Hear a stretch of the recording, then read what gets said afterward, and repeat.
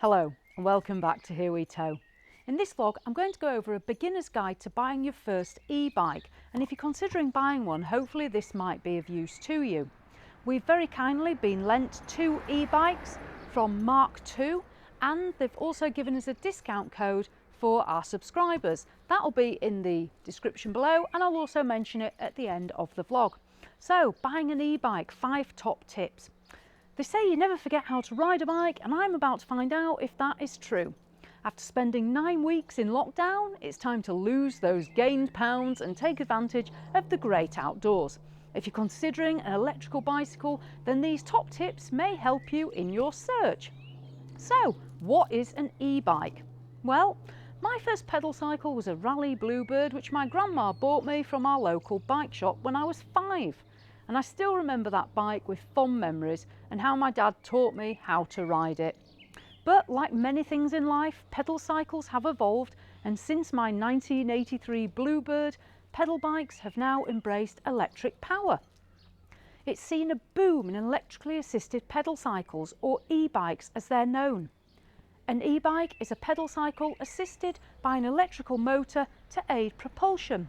This motor is powered by a rechargeable battery. Is it cheating to use an e-bike? Well, this is a good question, and if an e-bike gets you outdoor cycling, then it's better than doing no exercise at all. Cycling is an excellent way to stay fit, and even with an e-bike you still have to do some of the work. There may be reasons you're considering for buying an e-bike, and it could be have an injury, you feel very unfit, or you want to enjoy the experience. With e-bikes being so popular now, there's no need to worry what others might think.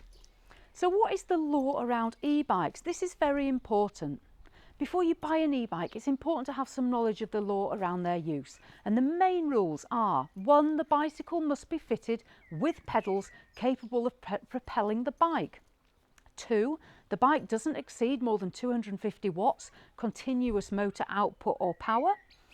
3, the electric motor won't propel you when you're travelling over 15.5 miles an hour. You must be over 14 to ride an electric bike on a public road. And last but not least, the pedals must be in use for the electric motor to assist you. If your e-bike meets these criteria, it can be ridden on public roads and cycleways like a non-assisted bike. More details on the law are available through the government website, and if your e-bike does not meet these requirements, then it may be classed as a motor vehicle and you might need insurance, a driving licence, a helmet and more, so don't fall foul of it. So how do you choose an e-bike? First of all, set a budget. Before you start looking at those glossy marketing pictures, set your budget. Because the last thing you want to do is get overexcited and not to be able to afford your dream bike. There's such a vast choice and varying levels of quality, it's easy to become overwhelmed. Setting a budget, you can stop yourself setting your heart on that dream e-bike that you can't afford. And from the outset, it's worth knowing e-bikes are expensive. Be realistic about what you can afford. The current demand for e-bikes means securing a discount may be difficult. You'll need to budget for some accessories as well, such as locks and helmets at the very least. 2, decide on the model and style of bike that's best for you. The best bike for you is the one that meets your needs. Where will you use your bike? And that's a question you need to ask. Do you plan to cycle on main roads? Will it be quiet country lanes? Or perhaps you're heading off-road? There's many cycle trails across the UK, and the National Cycle Network website is a great place to look for inspiration. It may be you're planning on combining your cycling with caravanning or motorhome. And once on the caravan site, e-bikes are going to give us all an excellent chance to enjoy the freedom of the local area and explore from our pitches. Whether it be pedalling down the coast, across Exmoor or through the New Forest, I'm sure there's going to be a cycle route for you, and I personally cannot wait. There's sites across England and Scotland and Wales that literally have cycle tracks available straight from your pitch, and camping in the forest is an excellent place to look to find pitches like that. So, one of the best choices of bike is an all-round mountain bike, or these days it's also known as a hard trail and gravel bike.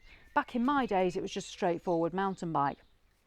This style of bike offers great all-round capability for most riders and some level of comfort with hydraulic suspension. An example of a mountain bike is the Mark II Scrambler, and this one has suspension on the front but not on the rear, and it's also known as a hardtail. If you plan to use your e-bike for exploring at weekends but commuting during the week, then an X-Cross may be an ideal type of bike for you. This is the Mark II X-Cross, and as you can see, it looks like a mountain bike. It has suspension, but it also has lights and a carrier on the back for if you are carrying a bag or such things into work or out for a picnic. The combination of comfort and power does make this a great choice for dual purpose. It may be that neither of these are quite for you and you yearn for something a little bit more fun. If you want something a bit more fun like me, then a folding bike, something like this eMotion Cruiser that I've been riding, might be for you. Folding bikes can be great space savers, but do beware they can weigh a little bit more due to their design. This cruiser is perfect for relaxed cruising along beachfronts and anywhere you happen to be. It's got fat tyres, so it's great if you are going off-road, but saying that, I've done 10 kilometres quite happily down to the local harbour on my e-cruiser, so this is a great bike. The front suspension on this also makes it easy and comfortable, and it does have a large gel saddle. Saddles are very important if you don't want to get a saddle sore. If you're less able in movement, then it may be that you can't swing your leg over the back of your pedal cycle, and therefore a step through could be the ideal bike for you. These used to be known as ladies' bikes, but times have changed and they're now called a step through. And it makes cycling more accessible for people who can't swing their leg over the back. The next top tip is the power and range. Now, motors on e-bikes are legally limited to 250 watts of continuous power, although you can buy higher powered bikes. Higher powered can only be used off-road, or if they are on the road, they have to meet the legalities of insurance and driver's licenses, or they need to be restricted. A 250 watt e-bike though should deliver enough power for most recreational cyclists like ourselves or commuters. The question you may be asking is, what range can you expect from your e-bike? Now, this will differ between e-bikes, so check the manufacturer's specifications. It's worth noting though that several factors will reduce the range of your bike. These include weight, and that's your weight and the bike's weight. The heavier the rider, the more demand on the motor, and thus the greater drain on your battery. The terrain you cycle on will have an effect too. Whilst flat roads and cycle paths will use less power, hilly roads and trails will require more power and reduce your range. A bike may deliver between 40 to 100 kilometres depending on the rider and the route, and an e-bike battery will take around 4 to 6 hours to charge through your domestic electrical supply. Number 4, my top tip, is recommended retailer and warranty. Now, the internet is literally awash with e-bike sellers, sponsored adverts, and they're all trying to attract your attention and sell to you. The one thing is fair to say is that you get what you pay for. Buying a cheap e-bike may be a false economy, as cheap batteries and motors may quickly fail once put to work, and to replace a battery you're going to be looking at around £400.